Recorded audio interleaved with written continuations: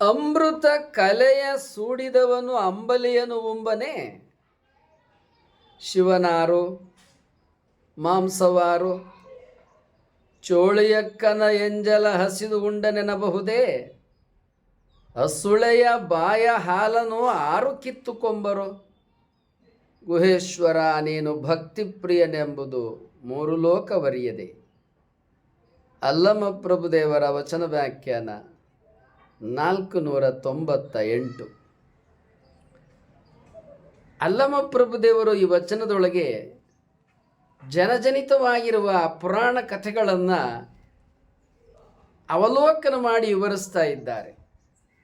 ಅನೇಕ ರೀತಿಯ ಕಥೆಗಳು, ಪುರಾಣ ಕಥೆಗಳು, ದಂತಕಥೆಗಳು ಹುಟ್ಟಿಕೊಳ್ಳುತ್ತವೆ. ಶಿವನು ಭಕ್ತಿಗೆ ಒಲಿಯುತ್ತಾನೆ ಅನ್ನತಕ್ಕಂಥ ವಿಚಾರಗಳನ್ನು ಆಧಾರವಾಗಿಟ್ಟುಕೊಂಡು ರಚನೆಯಾಗಿರುವ ಇಂತಹ ದಂತಕಥೆಗಳ ಸೂಕ್ಷ್ಮವನ್ನು ಅಲ್ಲಮ ಪ್ರಭುದೇವರು ಈ ವಚನದೊಳಗೆ ಅವಲೋಕನ ಮಾಡಿದ್ದಾರೆ. ಅವರು ಈ ವಚನದಲ್ಲಿ ಅಮೃತ ಕಲೆಯ ಸೂಡಿದವನು ಅಂಬಲಿಯನು ಉಂಬನೆ.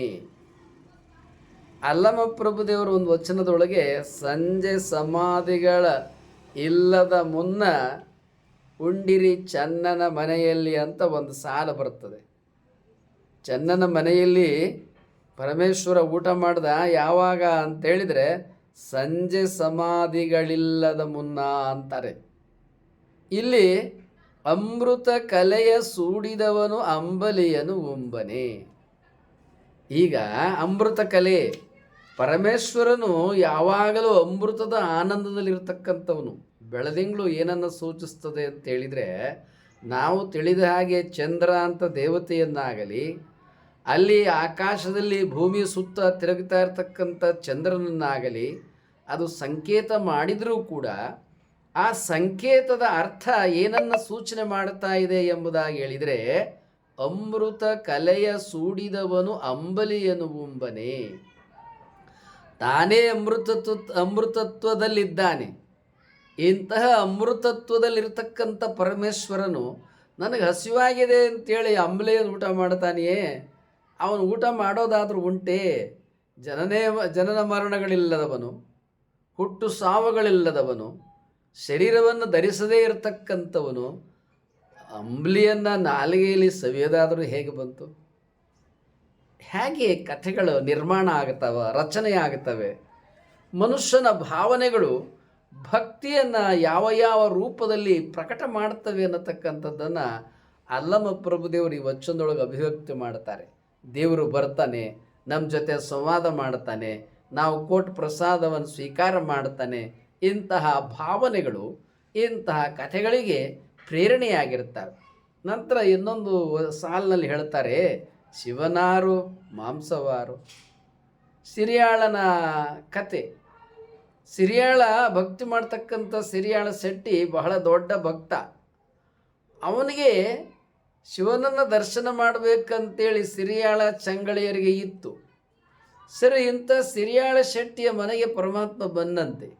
ಬಂದರೆ ಅವನು ಏನು ಕೇಳ್ತಾನೆ, ನಿನ್ನ ಮಗನನ್ನು ಬಾಣಸ ಮಾಡಿ ಬಡಿಸು ಅಂತ. ಹಾಗೆ ಆ ಸಿರಿಯಾಳ ಮತ್ತು ಚಂಗಳಿಯರು ಅದನ್ನು ಉಣಬಡಿಸಿದ್ರಂತೆ ಬಾಣಸ ಮಾಡಿ. ಶಿವ ಅದನ್ನು ಊಟ ಮಾಡೋಕ್ಕೆ ಮುಂಚೆ ನಿನ್ನ ಮಗನನ್ನು ಕರೀರಿ ಅಂದ್ರಂತೆ. ಅವನನ್ನೇ ಬಾಣಸ ಮಾಡಲಾಗಿದೆ, ಮತ್ತು ಮಗನ ಕರೆಯೋದೇನು? ಆದರೆ ಅವ್ರೇನು ಅನುಮಾನನ ಮಾಡಲಿಲ್ಲ. ಚಿಲ್ಲಾಳ ಅಂತ ಕರೆದ್ರು ಅವನು ನೋಡ್ಕೊತ ಬಂದುಬಿಟ್ಟ. ಇದು ಕಥೆ. ಅಂದ್ರೇನು, ಶಿವ ಅವನಿಗೆ ನಾಲಿಗೆನೇ ಇಲ್ಲ, ಮತ್ತು ಅವನು ಇಂಥ ಭಕ್ಷಣವನ್ನು ಊಟ ಮಾಡ್ತಾನೆಯೇ? ಅವನ ಅಂತರಂಗದಲ್ಲಿ ಕರುಣೆ ದಯೆ ಇಲ್ಲವೇ? ಅವನಿಗೆ ಹಸಿವೆಯಾಗಿದೆಯೇ? ಏನಿಂಥ ಅಸಡ್ಡಾಳ ಕಥೆಯನ್ನು ಕಟ್ತೀರಿ? ಭಕ್ತಿ ಮತ್ತು ಭಾವನೆಯ ನೆಲೆಗಳಲ್ಲಿ ಎಂತೆಂತಹ ಸೂಕ್ಷ್ಮವಾದ ಅಸಡ್ಡಾಳ ಕಥೆಯನ್ನು ಕಟ್ತಿರಲ್ಲ. ಹೀಗೆ ಅಲ್ಲಮ ಪ್ರಭುದೇವರು ಭಕ್ತಿಯ ಸೂಕ್ಷ್ಮತೆಯನ್ನು ಮತ್ತು ಪುರಾಣದ ಪರಿಕಲ್ಪನೆಗಳನ್ನು ಈ ವಚನದೊಳಗೆ ವಿಮರ್ಶೆ ಮಾಡ್ತಾ ಇದ್ದಾರೆ. ನಂತರ ಇನ್ನೊಂದು ಕತೆ. ಏನು ಇನ್ನೊಂದು ಕತೆ ಎಂಬುದಾಗಿ ಹೇಳಿದರೆ, ಚೋಳಿಯಕ್ಕನ ಎಂಜಲ ಹಸಿದು ಉಂಡ ನೆನಬಹುದೇ. ಈ ಕಂಚಿಯಲ್ಲಿ ಚೋಳಿಯಕ್ಕ ಅನ್ನತಕ್ಕಂಥ ಹೆಣ್ಮಗಳು ಅವಳು ಅಡಿಗೆ ಮಾಡಿ ಬಂದಂಥ ಭಕ್ತಾದಿಗಳಿಗೆಲ್ಲ ಉಣಬಡಿಸಿ ಆಮೇಲೆ ತಾನು ಊಟ ಮಾಡ್ತಾಯಿದ್ಳು. ಇಂಥ ಚೋಳಿಯಕ್ಕ ನಿತ್ಯ ತನ್ನ ಸಂಪಾದನೆ ಏನು ಅಂತ ಹೇಳಿದರೆ ಭಕ್ತರಿಗೆ ಉಚಿತವಾಗಿ ತಾನು ಅಡಿಗೆ ಮಾಡಿ ನೀಡೋದು. ಅವರು ತೃಪ್ತಿಯಾಗಿ ಊಟ ಮಾಡಿದ ಮೇಲೆ ಏನು ಕೊಡ್ತಾರೆ ಬಂದದ್ರಲ್ಲಿ ಮತ್ತು ಮರುದಿನ ಅದೇ ರೀತಿ ದಾಸೋಹ ಮಾಡೋದು. ಸೊ ಎಂಥ ಶಿವನ ಭಕ್ತರನ್ನು ಒಲಿಸ್ತಕ್ಕಂಥ ಕಾಯಕದ ಇರ್ತಕ್ಕಂಥ ಈ ಚೋಳಿಯಕ್ಕನ ಮನೆಗೆ ಶಿವನು ಬಂದು ಅವಳು ಏನು ಈ ಒಕ್ಕಮಿಕ್ಕ ಪ್ರಸಾದವನ್ನು ಊಟ ಮಾಡ್ತಾಳಲ್ಲ, ಶರಣರಿಗೆಲ್ಲ ಬಂದಂಥ ಭಕ್ತಾದಿಗಳೆಲ್ಲ ಬಡಿಸಿದ ಮೇಲೆ ಕೊನೆಗೆ ಏನು ಪಾತ್ರೆಯಲ್ಲಿ ಉಳಿತದಲ್ಲ ಅದು ಒಂದಿಷ್ಟು ಮಾಡಿದ ಅಡಿಗೆ ಅದನ್ನು ತಾನು ಇಟ್ಕೊಂಡು ಊಟ ಮಾಡೋಕ್ಕೆ ಅಂತ ಕೂತ ಕಾಲಕ್ಕೆ ಅವನು ಶಿವ ಬಂದು ನನಗೂ ಆ ಒಕ್ಕಮಿಕ್ಕ ಪ್ರಸಾದವನ್ನು ಕೊಡು ಅಂತೇಳಿ ಆಕೆಯಿಂದ ಬೇಡಿ ಇಸ್ಕೊಂಡು ಪ್ರಸಾದ ಮಾಡ್ದ.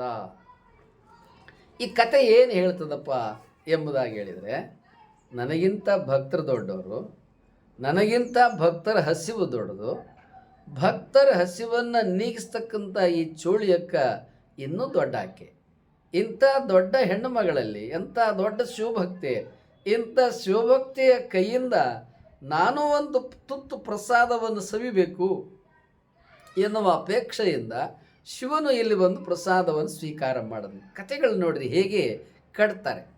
ಈಗ ಆ ಕಂಚಿಯಲ್ಲಿರ್ತಕ್ಕಂಥ ಚೋಳಿಯಕ್ಕ ಶಿವನ ಭಕ್ತರು ಯಾರಲ್ಲಿ ಪೂಜೆಗೆ ಬರ್ತಾರೆ, ಪಾಪ ಬಹಳ ದೂರದಿಂದ ಬರ್ತಾರೆ, ಎಲ್ಲರೂ ಸ್ಥಿತಿವಂತರೇ ಇರೋದಿಲ್ಲ, ಸೊ ಬಡವರು ಇರುತ್ತಾರೆ, ಅವ್ರ ಹತ್ರ ಏನೂ ಇರೋದಿಲ್ಲ, ಅಂಥವ್ರಿಗೆಲ್ಲ ಅವಳು ಅಡುಗೆ ಮಾಡಿ ಅಲ್ಲಿ ಉಣಬಡಿಸ್ತಿದ್ಲು. ಅವರು ಪ್ರಸಾದ ಮಾಡಿದ ಮೇಲೆ ತಾವೇನೋ ಇದ್ದು ಬದ್ದದು ಒಂಚೂರು ಕೊಡ್ತಿದ್ರು. ನಂತರ ಅದರ ಆ ಸಂಪಾದನೆಯಿಂದ ಮರುದಿನ ಮತ್ತೆ ಭಕ್ತರು ಹೀಗೆ ಆಕೆ ಅಡುಗೆ ಮಾಡಿ ಉಣಬಡಿಸ್ತಾ ಇದ್ಲು. ನಿತ್ಯ ಅವಳು ಊಟ ಮಾಡ್ತಿದ್ದಾದರೂ ಹೇಗೆ ಬಂದಂಥ ಭಕ್ತಾದಿಗಳಿಗೆಲ್ಲ ಉಣಬಡಿಸಿ ಆಮೇಲೆ ಉಳಿದದ್ದನ್ನು ಒಕ್ಕಮಿಕ್ಕ ಪ್ರಸಾದ ಅಂತ ತಾನು ಊಟ ಮಾಡ್ತಾಯಿದ್ಲು. ಇದರಲ್ಲಿ ಆಕೆಯ ಭಾವ ನೋಡ್ರಿ, ಬಹಳ ದೂರದಿಂದ ಬಂದಿದ್ದಾರೆ ಸದ್ಭಕ್ತರು, ಅವ್ರು ಹಸ್ಕೊಂಡಿರಬಾರ್ದು, ಹಸ್ಕೊಂಡು ಹಿಂದಕ್ಕೆ ಹೋಗಬಾರ್ದು ಅಂಥೇಳಿ ಆಕೆ ಹಸಿದ ಶಿವಭಕ್ತರಿಗೆ ಆಕೆ ಅಡುಗೆ ಮಾಡಿ ಉಣಬಡಿಸ್ತಾ ಇದ್ಲು.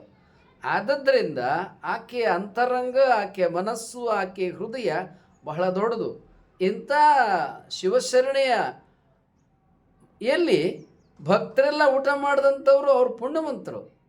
ಆಕೆ ಭಕ್ತರು ಊಟ ಮಾಡಿದಲ್ಲಿ ಪಾತ್ರೆಯಲ್ಲೇನು ಉಳಿದಿರ್ತದಲ್ಲ ಕೊನೆಗೆ ಅದನ್ನು ಒಕ್ಕಮಿಕ್ಕ ಪ್ರಸಾದ ಅಂತ ಇಟ್ಕೊಂಡು ತಾನು ಊಟ ಮಾಡೋಕ್ಕೆ ಕುಂತ ಕಾಲಕ್ಕೆ ಶಿವ ಬಂದು ನನಗೂ ಒಂದು ತುತ್ತು ಕೊಡು ಅಂತೇಳಿ ಆ ಪ್ರಸಾದವನ್ನು ಸವಿತಿದ್ದಂತೆ. ಭಕ್ತರೆಲ್ಲ ಸವಿದ್ರು.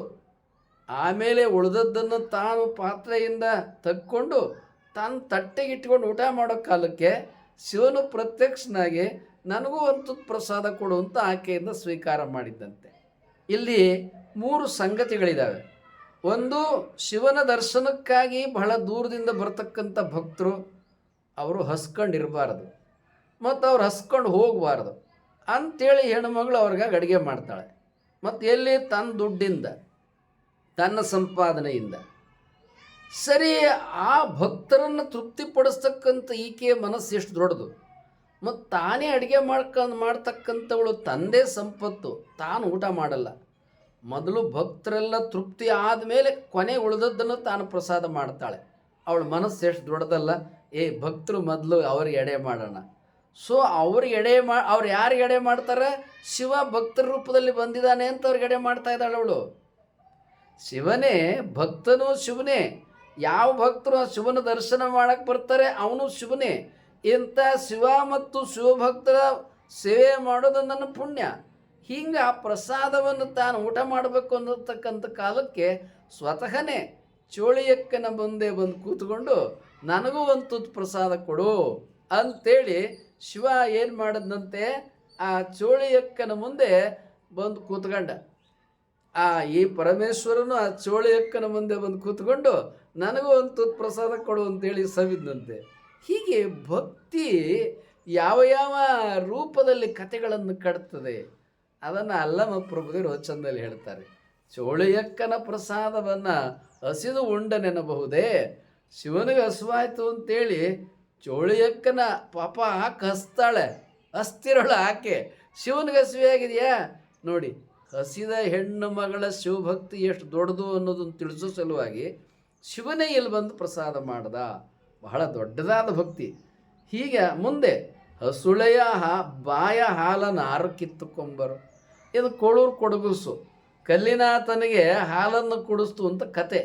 ಇಂಥ ಕೋಳೂರು ಇದು ಹಾವೇರಿ ಜಿಲ್ಲೆ ಮುದ್ದೇಬಿಹಾಳ ತಾಲೂಕಿನೊಳಗೆ ಇದೆ ಈ ಕೋಳೂರು. ಅಲ್ಲಿ ನಮ್ಮ ಭಕ್ತರು ಅಲ್ಲಿ ಈಗ ಅವರು ವಿಜಯಪುರ ತಾಲೂಕು ಶಿಕ್ಷಣಾಧಿಕಾರಿಗಳಾಗಿದ್ದರು, ಈಗ ನಿವೃತ್ತರಾಗಿದ್ದಾರೆ. ಅವರು ಕೋಳೂರಲ್ಲಿ ಹೆಡ್ ಮಾಸ್ಟರಾಗಿ ಭಾಳ ಕಾಲ ಕೆಲಸ ಮಾಡಿದರು. ಇಂಥ ಕೋಳೂರು ಕೊಡಗೂಸು ಏನಿದ್ದಾಳಲ್ಲ, ಈಕೆ ತನಗೆ ಹಾಲನ್ನು ಕೊಟ್ಟು ಬಾ ಅಂತೇಳಿ ಕಳಿಸಿದ ಕಾಲದೊಳಗೆ ಶಿವನಿಗೆ ನೈವೇದ್ಯವಾಗಿ ಆಕೆ ಕೊಟ್ಟು ನಂತರ ತಾನು ಆಮೇಲೆ ಕುಡಿತಾ ಇದ್ದ. ಮಗುವಿಗೆ ಹಾಲು ಕುಡಿಯೋಕ್ಕೆ ಕೊಟ್ಟರೆ ಆ ಮಗು ತಾನು ಕುಡಿಯೋದ್ರ ಬದಲು ಆ ಕಲ್ಲಿನಾಥನಿಗೆ ಹೋಗಿ ಎಡೆ ಕೊಡ್ತಿತ್ತಂತೆ.